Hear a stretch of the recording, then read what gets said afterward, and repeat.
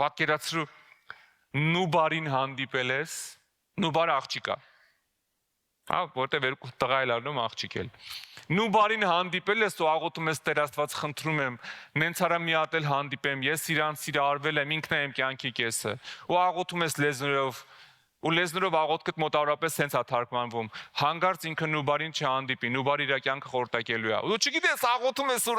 լեզուներով, մտածում ես հեսա նուբարը գալու է։ Ինչքան աղոթում ես, այնքան նուբարը բեմուրազ է դառնում, բենուբար է դառնում, ոնց են ասում, հա։ Մուրազդ փորն է մնում, չես հասկանում ինչ եղավ, այսօր կորավ էս աղջիկը։ Դու ես աղոթել, հա։ Փառք Տիրոջը։ Այսի կարևոր է, սիրելիս, ինչքան շատ ես հասկանում Սուրբ Հոգու դերը քո կյանքում, այնքան քո կյանքը ծաղկում է։ Մեզ կողքից չեն հասկանում, ասում են, «Տելա, բայց ինչ եք ասում, ինչ պարտադիր է լեզուներ, ինչ